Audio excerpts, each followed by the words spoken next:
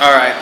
So Stone Groove was going along and everything was going good, but I always had, like, when I would be going to Stone Groove shows, I'm not listening to metal, you know, in my truck. I'm listening to punk rock, you know. I was listening to Green Day heavily back then, 92, you know, 91. And I was like, man, this stuff is something to this stuff. And the whole Lookout thing was really taking me, you know, and Bad Religion, of course, all that stuff.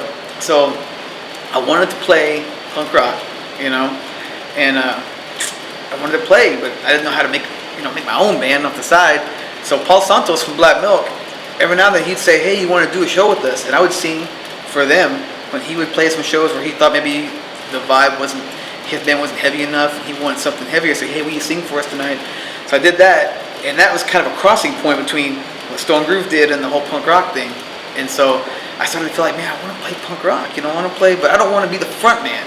I said, I don't want to be up there in front. I just want to play and play bass and just do my thing and be back there away from everybody else. And so my brother at the time, Brian, and his friend Joey, they were playing in the garage. They had some songs written and everything, and Brian was playing drums, and Joey was playing guitar. And I was like, man, you know what, you guys sound pretty good. Well, Joey started booking shows. He calling people that he heard from me talk, Drop-In Club and EJ's, just booking shows. And I was like, you guys don't even have anything done. You're booking shows. He's like, will you play with us? And I was like, well, that's my chance, you know. I said, all right, well, I'll play with you guys. So we did a couple shows with me on bass and Brian on the drums. Brian was like, oh man, 16. He got grounded. So he was grounded for like a month. We had gigs lined up, so we got Green Dave to play drums.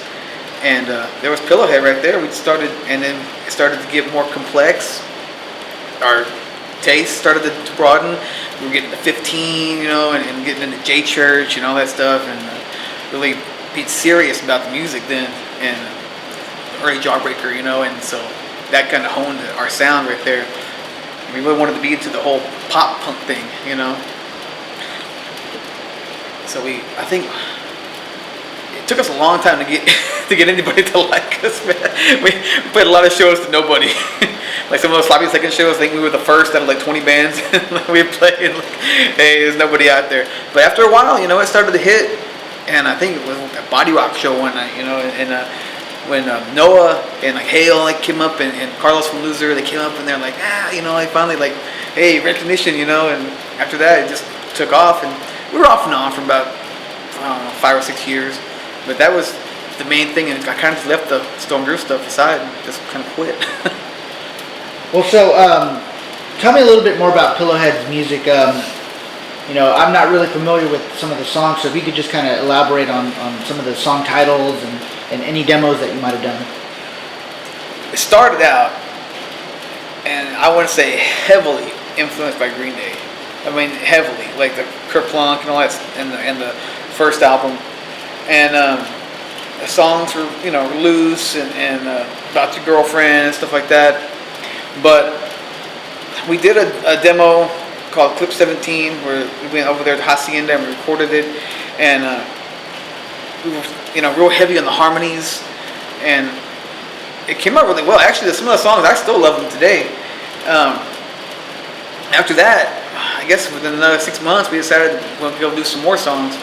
And I was working at the Caller Times, driving at night, and I'd go do my route like towards the Bluff, and I'd stop off over there by McCardle Sound Solutions or whatever it was, and I'd go and lay my vocals, my bass down real quick, and then go back to work, and then you know, we'd do that. But the songs like were like, I don't know, like I said, we were getting into more, you know, Jawbreaker, Sam I Am, 15, more complex, you know, and a lot of propaganda, and trying to go that way. Starting to hone our songwriting skills, but it was always basically in the grain of that pop punk, you know, sound that was real popular, I guess, at the time. You know, I didn't sing a lot. I did a lot of harmonies and a lot of backup vocals. The very last album we did with a drummer called Nate McGowan.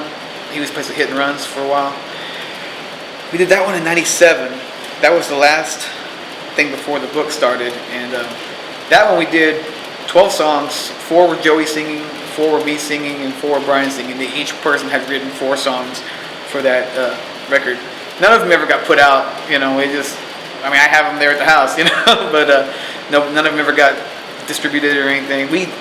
do have a stack, and I think I have it in my closet, of rejection letters from some of the best labels around, you know, from Epitaph to Asian Man, you know, we've got a lot of those. But so we tried, but nothing worked out. So basically Joey liked to drink a little bit, and then he went missing in action, and that was that.